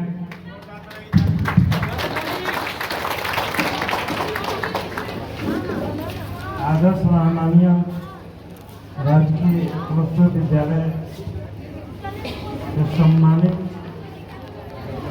प्रिंसिपल सहित सभी शिक्षकगण, रिस्पेक्टेड और हम लोगों का अभिभावक जनाब नशा सिद्दीकी साहब जो इस पंचायत के मुखिया हैं, आज की पेरेंट्स टीचर्स मीटिंग में उपस्थित हैं हमारे पार्टी के जनाब खुर्शीद साहब, एजाज साहब, राम साहब, पंचायत समिति सदाब जी और उपस्थित अभिभावकगण, इस विद्यालय की छात्र छात्राएं के माता पिता, विवेकानंद जी, आप सब लोगों को मैं इस्तकबाल करता हूँ और मुबारकबाद देता हूँ, धन्यवाद देता हूँ। आज ये जो बैठक है, वैसे तो जब भी मुझे बुलाया जाता है मैं आता हूँ, लेकिन आज की जो यह बैठक आयोजित है, आप सब लोगों को जानकारी होना चाहिए कि 8 तारीख से लेकर के 13 तारीख तक इस राज्य के मुख्यमंत्री माननीय हेमंत सोरेन जी के द्वारा ये पूरे राज्य में ये विभिन्न विद्यालयों में बैठकें चल रही है अभिभावक, टीचर्स और छात्राओं के बीच में, छात्राएं विद्यार्थियों के बीच में, ताकि बच्चे अधिक से अधिक संख्या में विद्यालय में जाएं, उनके माता और पिता विद्यालय में बच्चों को पढ़ने के लिए प्रेरित करें, नामांकन कराएं, ताकि यह जो हमारा शिक्षा का दर कम है उसको हम हासिल कर सकें। आज ये बैठक इसीलिए आयोजित है।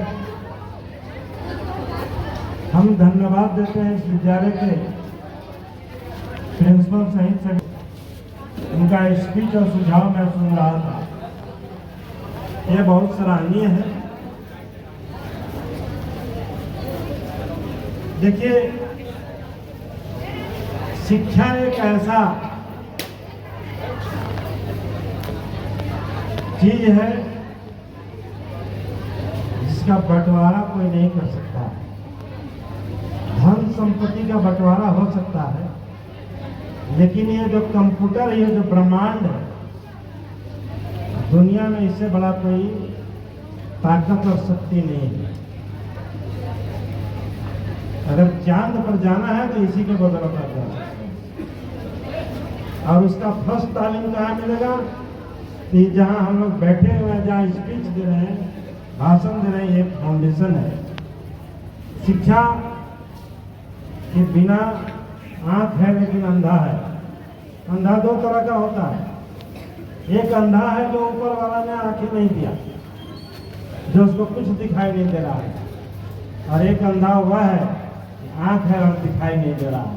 तो दिखाई क्यों नहीं दे रहा है? उसके अंदर में शिक्षा नहीं है, तालीम नहीं है। और जब तक तालीम नहीं होगा आपको कुछ भी दिखाई नहीं देगा। अब विकसित जो हमारे बहुत से ऐसे कंट्री हैं, बहुत से ऐसा देश है जो चांद पर पहुंच गया और चांद पर होटल बनाने के लिए और बसने की तैयारी कर रही है अपनी रेजिडेंशियल आवास के लिए। छोटे छोटे कंपनी अपने साइंस एंड टेक्नोलॉजी की बदौलत, शिक्षा के बदौलत समुद्र में रेलवे लाइन बिछा करके ट्रेनें दौड़ा रही हैं। हम शिक्षा में अभी थोड़ा पीछे हैं, इसीलिए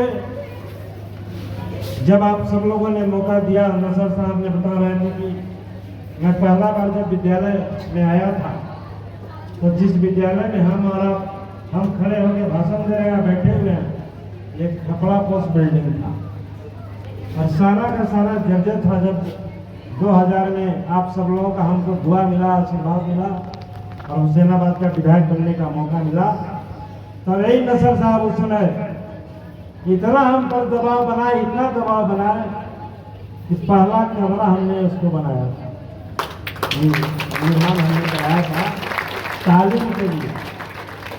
और फिर जब दोबारा आप लोगों ने हमको विधायक बनाया तो सामने में जो दो मंजिला बिल्डिंग बनी है उसका शिलान्यास में नहीं किया। और यही नहीं, सिर्फ यही नहीं, आप हैदरनगर हाई स्कूल को देख लीजिए तो सारा का सारा बिल्डिंग नया बनाया हुआ। चाहे आप बक्सी स्कूल को देख लीजिए या हार्वे हाई स्कूल को देख लीजिए या आप हरिहरगंज में चले जाइए सीता हाई स्कूल का, गर्ल हाई स्कूल का, जितने भी यहाँ विद्यालय थे, इवेन आपको चले जाइए ढक्का का जो बिहार सीमा पर अवस्थित है, आप चले जाइए कोठिला जहाँ उच्च विद्यालय है।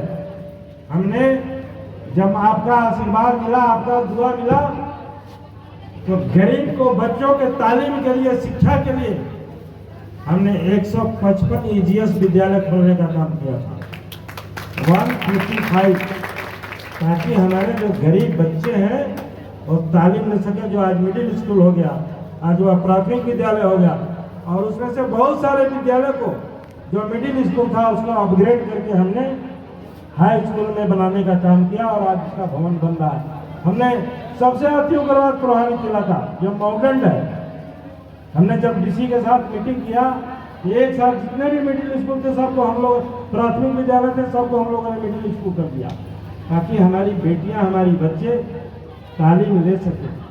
इसलिए हम आप सब लोगों से गुजारिश करते हैं, आग्रह करते हैं, प्रस्ताव आया है, बहुत सारे प्रस्ताव आए हैं। हम लोगों ने और हाई स्कूल को अपग्रेड करने के लिए, मिडिल स्कूल को अपग्रेड करने के लिए, जैसे जपला में उर्दू स्कूल है, 1952 का वो उर्दू स्कूल है, उससे पहले का उसका भी हाई स्कूल बनाने का हमने अपग्रेड करने का प्रस्ताव दिया है। हमने बहुत से स्कूल को इंटर करने का प्रस्ताव दिया है, जो हाई स्कूल हमको इंटर बनाने का हमने, क्योंकि शिक्षा अगर नहीं रहेगा तो हमारा जो लक्ष्य है, हम राष्ट्रपिता महात्मा गांधी ने जो राज राम का सपना जो देखा था, वह सपना साकार नहीं हो सकता। हम सुंदर गांव नहीं देख सकते हैं, हम सुंदर शहर नहीं देख सकते हैं, हम सुंदर बिल्डिंग नहीं बना सकते हैं, हम सुंदर रोड नहीं बना सकते हैं, हम अपनी घर को सजा नहीं सकते। आज शिक्षा के अभाव में हमारे बच्चे, बहुत सारे बच्चे, हमारे बहुत सारे वक्ता ने आपको बताने का काम किया, मोबाइल से लेकर के सारे साइंस और टेक्नोलॉजी पर किस तरह से हमारा विकसित होना चाहिए, मैं उस बिंदु पर नहीं जाना चाहता हूँ। लेकिन आज हमारे बच्चे घर में खाना कम खाते हैं, तिरंगा गुटखा ज़्यादा खाते हैं। वह रोग है कैंसर रोग का, वो आप जो तिरंगा और गुटखा खा रहे हैं वो कैंसर रोग का आप बुलावा करते हैं। बहुत से हम देखते हैं लंग्स जाम हो जाता है, फेफड़ा जाम हो जाता है। आज सरकार ने, आज जो माननीय मुख्यमंत्री, इस राज्य के मुख्यमंत्री हेमंत सोरेन जी ने, इसीलिए आपको तालीम के लिए, आपके माता पिता को प्रोत्साहन देने के लिए, आपके माता पिता पर आर्थिक बोझ नहीं पड़े, इसके लिए मैया समान योजना देने का 18 वर्ष से लेकर के 50 साल तक किया। जो हमारी बेटियां, जो हमारे भाई, हमारे बच्चे अच्छे तालीम रहेंगे, अच्छे लेकर के जाएंगे, उनको विदेशों में भी पढ़ने की व्यवस्था सरकार ने किया है। आपको निःशुल्क विदेश में, अगर आपके अंदर में क्वालिटी है, आपके अंदर में गुणवत्ता है, निःशुल्क आपको विदेश भेज करके पढ़ाया जाएगा। ये झारखंड सरकार ने, माननीय मुख्यमंत्री श्री हेमंत सोरेन जी ने यह निर्णय लिया है, कैबिनेट ने निर्णय लिया। आपके इलाज के लिए, आपके इलाज के लिए 15 लाख रुपया तक की व्यवस्था। आपको जिला से 5 लाख रुपया मिलेगा, आपको डायरेक्टर लेवल पर 10 लाख रुपया मिलेगा, आपको सेक्रेटरी लेवल पर 15 लाख रुपया मिलेगा। यह माननीय हेमंत सोरेन जी ने आम जनता को ये इलाज के लिए ये आपकी व्यवस्था हुआ है, और वह तब संभव हुआ है जब आपने वोट दे करके माननीय गठबंधन के विधायक को और मुख्यमंत्री हेमंत सोरेन जी को इस राज्य का मुख्यमंत्री बनाने का काम किया। ये आपके लिए तरह तरह की योजनाएं चल रही हैं। आपको स्वस्थ रहने के लिए पौष्टिकाहार की व्यवस्था की जा रही है, आंगनबाड़ी केंद्र में व्यवस्था की जा रही है। मैं अभिभावक लोगों से आग्रह और गुजारिश करता हूँ कि जितनी जवाबदेही इस विद्यालय का शिक्षक का, उससे ज्यादा जवाबदेही आपकी है। हम अपने बच्चे को कम खाएं, कम कपड़ा पहने। सरकार ने सारी सुविधा दे रखी है, किताब फ्री दे रही है, साइकिल फ्री दे रही है, वस्त्र फ्री दे रही है। और दूसरी तरफ केंद्र की जो सरकार है, वह गरीब के बच्चे, मध्यम परिवार के बच्चे सही ढंग से तालीम नहीं ले सके। ये आने वाले दिनों में हम और आप सजग नहीं रहेंगे, इसी विद्यालय में पढ़ाने के लिए इस बच्चे को अभिभावक 2,500 से 3,000 रुपया मंथली आपको देना पड़ेगा, और ये सारे सरकारी स्कूल बंद हो जाएंगे। और जो आज अडानी है, बड़े बड़े जो संस्थान हैं, उनको इस प्राइवेटेशन में डाल करके इस विद्यालय में डाल दिया जाए। बहुत बड़ी साजिश चल रही है। भारत में अभी तक एक तरफ से जहाँ इंडिया गठबंधन और यूपीए गठबंधन की सरकार थी, जहाँ गांव और टोले पर आंगनबाड़ी केंद्र, विद्यालय खोलने का काम किया, वहीं 2014 के बाद नरेंद्र मोदी जब भारत के प्रधानमंत्री बने, 90,000 विद्यालय बंद करने का काम किया, और उसमें सबसे ज्यादा विद्यालय अगर कहीं बंद हुआ तो उत्तर प्रदेश में बंद हुआ। इसीलिए माननीय मुख्यमंत्री जी ने, हेमंत सोरेन जी ने निर्णय किया है, जो विद्यालय यहाँ बंद हो गए थे, जो गांव के विद्यालय बंद हो गए थे, उसको भी खोलने का काम किया है। लेकिन हम आपसे यह कहना चाहते हैं कि हम विद्यालय खोल दें, सरकार सुंदर सुंदर विद्यालय बना दे,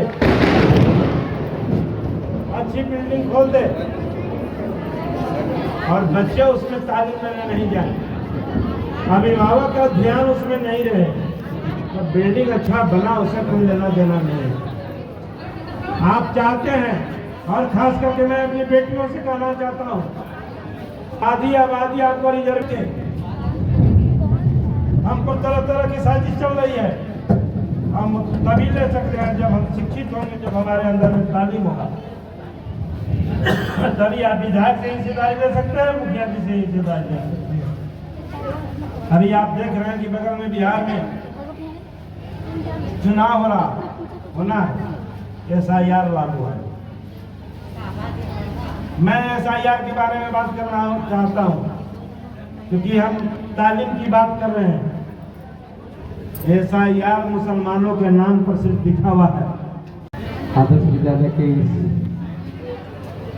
आदर्श सभा में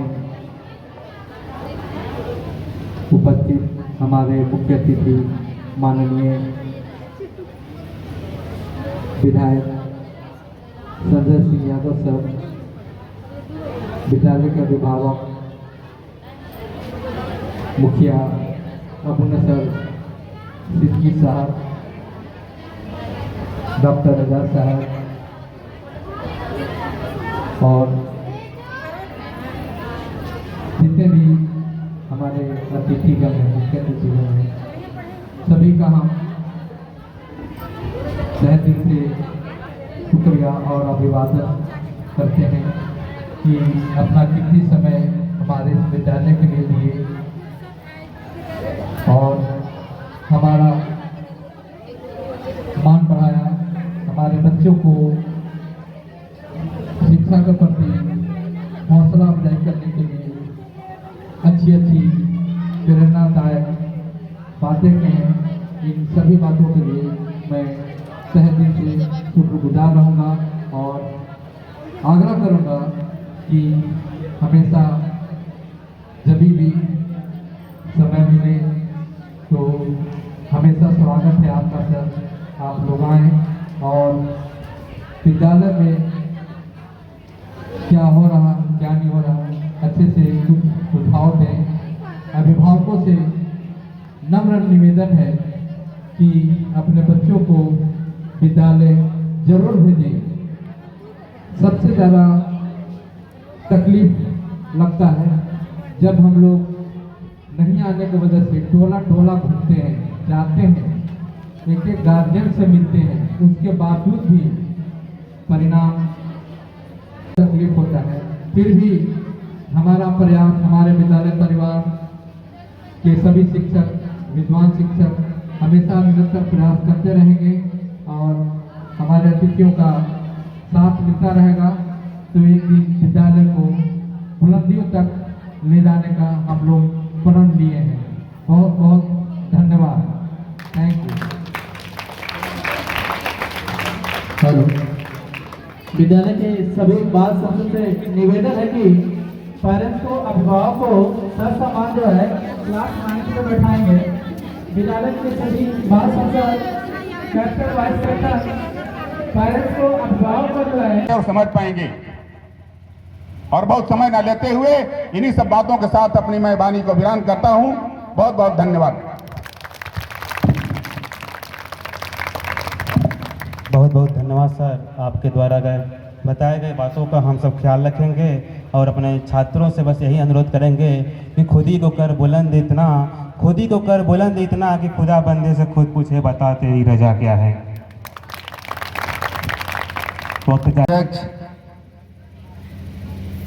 खुर्शीद आलम साहब, गार्जियन कलाम खान साहब और जितने भी विशिष्ट अतिथि हैं, मैं सभी का स्वागत करता हूं, अभिनंदन करता हूं। आज इस स्कूल में मुझे विचार गोष्ठी में विशिष्ट अतिथि के रूप में आज यहां उपस्थित होने का मौका मिला है। साथियों, आज इसी स्कूल से हम लोग यहाँ दूर दूर तक तालीम का नाम निशान नहीं था और ख़ास तौर पे उन लोगों, उस समाज में जो वंचित समाज कहा जाता है, जो सामाजिक न्याय की लड़ाई आज तक लड़ रहे हैं, ये बिल्कुल अशिक्षित थे। संचालक महोदय, इस पीटीएम का जो ये प्रोग्राम रखा गया है, इस प्रोग्राम के मुख्य अतिथि मंच पर उपस्थित हम लोग जन के नेता हुसैनाबाद हरिहरगंज विधानसभा के विधायक माननीय श्री संजय कुमार सिंह यादव जी, इस मंच पर उपस्थित हमारे पंचायत के मुखिया जनाब अबू नसूर साहब, इस मंच पर उपस्थित हमारे सम्मानित नेता झारखंड मुक्ति मोर्चा के विवेकानंद सिंह जी, इस मंच पर उपस्थित हमारे पार्टी के सम्मानित नेता जनाब कलाबुद्दीन खान साहब, इस मंच पर उपस्थित सदाब खां, साथ में इस मंच पर उपस्थित विद्यालय के प्रधानाध्यापक मनोज जी, इस मंच पे उपस्थित हमारे पार्टी के नेता सालिक राम चौधरी जी, हमारे गार्जियन के रूप में उपस्थित यहाँ सुरेश राम पासवान जी, इस विद्यालय के सभी सम्मानित शिक्षकगण और इस प्रोग्राम में आए हुए सभी विद्यालय के छात्र एवं छात्राएं, और इस खासकर जो प्रोग्राम रखा गया है पीटीएम यानी पेरेंट टीचर मीटिंग, इस प्रोग्राम का खास उद्देश्य गार्जियन से सीधा संवाद करना। इस प्रोग्राम में आए हुए सभी सम्मानित अपने अपने छात्र और छात्राओं के अभिभावकगण, मैं बहुत कम समय में आपको ये बताना चाहता हूं कि आज का ये प्रोग्राम जो है पीटीएम के तहत रखा गया है और ये प्रोग्राम अभिभावक के साथ जो इस विद्यालय के शिक्षक हैं उनसे सीधा संवाद पर आधारित ये प्रोग्राम रखा गया है। मैं आप लोगों को खासकर अभिभावक जो यहाँ उपस्थित हैं, जो विद्यालय का स्ट्रेंथ है, मैं समझता हूँ कि बहुत कम उपस्थिति जो है गार्जियन की हुई है। आप जब अभिभावक अपने बच्चों को स्कूल भेज रहे हैं तो निश्चित रूप से आप अपने बच्चों की भी निगरानी, स्कूल आना और नहीं आना ये जिम्मेदारी आपकी भी बनती है। आपको मैं छोटा सा आग्रह पूर्वक ये संदेश देना चाहता हूं कि आप गार्जियन हैं, आपका बच्चा यहां आ रहा है, आपका बच्चा का प्रोग्रेस, आपके बच्चे के विद्यालय या आपके विद्यालय की स्थिति क्या है, आपके बच्चा जहां स्कूल में आ रहा है यहां का शिक्षण जो शिक्षक शिक्षा दे रहे हैं वो किस तरह के शिक्षा दे रहे हैं, इस तरह की जानकारी प्राप्त करने के लिए इस तरह के जब भी अवसर आपको मिले पीटीएम का जो प्रोग्राम रखा जाए, आप निश्चित रूप से इस तरह के प्रोग्राम में उपस्थित हों ताकि आप ये जान सकें कि हमारे बच्चा का प्रोग्रेस क्या है और विद्यालय की स्थिति क्या है और इस विद्यालय में क्या कमी और बेसी है, उसकी भी जवाबदेही आपको तय करनी है। साथियों, आपका बच्चा अगर क्यों नहीं कमजोर होए तो ये मानकर ये नहीं चुप बैठ जाना कि हमारा बच्चा कमजोर है, हम उसको कैसे सुधारें। निश्चित रूप से अगर आपका बच्चा कमजोर भी है तो इस तरह के प्रोग्राम में आप अपनी जब उपस्थिति दर्ज कराएंगे तो निश्चित रूप से पाएंगे कि मेरा बच्चा ही कमजोर नहीं है बल्कि कमजोर वह व्यक्ति है जो अपना भवन निर्माण करने के लिए सारा उस प्रोग्राम भवन निर्माण का कार्यक्रम जो है अपने कारीगरों के जिम्मे छोड़ दिया है। जब आप उसके अंदर में जाएंगे अपने बच्चों का उनकी जरूरत वो क्या कर रहे हैं नहीं कर रहे हैं उसका देख रेख जब आप देखेंगे तो आप निश्चित पाएंगे कि भवन तो बन गया है लेकिन भवन का भूगोल बदल गया है। इसलिए कि जो चीज संस्कार बच्चों को जो तरीका आपका गार्जियन का दबाव, गार्जियन का एक भय और गार्जियन को जो जिम्मेदारी थी आपने उसका पूरा करने में आपने पूरा उसका सहयोग नहीं किया, इसलिए जवाबदेही आप पर भी बनती है। इसलिए मैं चाहूंगा, जोर देकर कहूंगा कि इस तरह का जब भी प्रोग्राम हो तो गार्जियन अपनी भागीदारी इस प्रोग्राम में सुनिश्चित करें ताकि बच्चों की हकीकत को आपको जानकारी मिल सके। अब यहाँ सारे छात्र और छात्राएं उपस्थित हैं। मैं ये कहना चाहता हूं कि जो ये आपका समय है निश्चित रूप से आपके जीवन का टर्निंग पॉइंट है। आप उस अवस्था में आ गए हैं जो आप निश्चित रूप से आपका एज मैच्योरिटी एज हो चुका है। आपका 15 से 22-24 का जो एज है, हर लड़के और लड़कियों को अपने भविष्य तय करने का समय आ गया है। आप मैच्योरिटी एज में हैं, आपको ये डिसीजन लेना है कि हमको किस तरह किस ओर जाना है। हमारे गार्जियन जो हमारे जिस अरमानों को भूखे प्यासे रहकर मेहनत मजदूरी करके अपने जिंदगी की पूरी कमाई जो आपके बीच खर्च कर रहे हैं, उनका एक उद्देश्य है। उनके उद्देश्य के उनका उद्देश्य में आप कितना सफल हो पा रहे हैं, उनके अरमानों पर कितना आप खरा उतरने का प्रयास कर रहे हैं, ये आपका समझने और उस कदम उस राह पर चलने का समय आ गया है। आपको मैं बताना चाहता हूं, हर आदमी का एक लक्ष्य होना चाहिए और लक्ष्य अपनी उम्मीद से, अपनी जरूरतों से भी ऊंची होनी चाहिए, तभी आप लक्ष्य को प्राप्ति कर सकते हैं। लेकिन एक मैं बता देना चाहता हूं कि लक्ष्य को प्राप्ति के लिए आपको हर समय जो हर जरूरत है उसके पीछे मेहनत करने की आपको जरूरत है। बहुत से बच्चों के साथ मैं देखा, उनके मुंह से ये सुनने को मिलता है कि यहाँ छोटी जगह पर पढ़ाई का माहौल नहीं है, तो व्यवस्था नहीं है। आप ऊंचे संस्थान का सपना देखते हैं, अपने साथी समाजी से सुन करके वो सपना देखना चाहते हैं। साथियों, इस बिंदु पर मैं आपको दो बात बताना चाहता हूं कि आप इस दुनिया के किसी कोने में चले जाएं, एनी हाउ पढ़ना आप ही को है। आप कितनों बड़े संस्थान में चले जाएं, पढ़ने आपका गार्जियन, आपका शिक्षक, आपका कोई दूसरा नहीं जाएगा। मेहनत करना आपको है और मेहनत का फल भी मिलेगा आप ही को। इसलिए जरूरत है कि आप जहां हैं और जिस व्यवस्था में हैं इतनी कड़ी मेहनत करें कि आपका मंजिल जो है आपका कदम छुए, आप वो जज्बा पैदा करें, तभी आप अपनी असली मुकाम तक पहुंच सकते हैं। लेकिन बड़े अफसोस के साथ ये कहना पड़ रहा है कि आज के माहौल में अगर मैं सही बोल पा रहा हूं तो मैं देख रहा हूं कि मोबाइल जो बच्चे की जिंदगी में एक बहुत बड़ा बाधक बन रहा है। जो बच्चे मोबाइल को अपने हाथ में लेकर अपने पढ़ाई के उद्देश्य से अगर कुछ इस्तेमाल कर रहे हैं तो निश्चित रूप से उनका एक मुकाम हासिल, उनकी मंजिल प्राप्ति होगी। लेकिन जो लड़के स्क्रीन पर हमेशा नजर गड़ाए हुए हैं 18 घंटा, 12 घंटा, 10 घंटा, 12 बजे रात तक, अगर मैं ये कहना चाहता हूं कि अगर वक्त वो निश्चित रूप से आप समय निकाल कर जो मोबाइल में दे रहे हैं अगर अपनी पढ़ाई पर दे दिया तो निश्चित रूप से अपने माँ बाप के अरमानों को पूरा नहीं करके बल्कि पूरे इलाके में इतिहास पैदा करने का काम आप करेंगे। आप निश्चित रूप से ये जान लें। साथियों, आप अपने बच्चों को यहां भेज रहे हैं, देश का भविष्य बच्चों के कंधे पर है। बच्चों का प्रथम पाठशाला उनके माँ बाप होते हैं और बच्चे वहां से निकलकर जब विद्यालय आते हैं तो उसकी देख रेख जिम्मेदारी उस विद्यालय के शिक्षक पर भी होती है। आज जो देश का माहौल है, हमारे समाज का माहौल है, वो कंपटीशन का दौर आ रहा है, दौर आ नहीं रहा है, दौर आ चुका है। हर मामले में कंपटीशन है।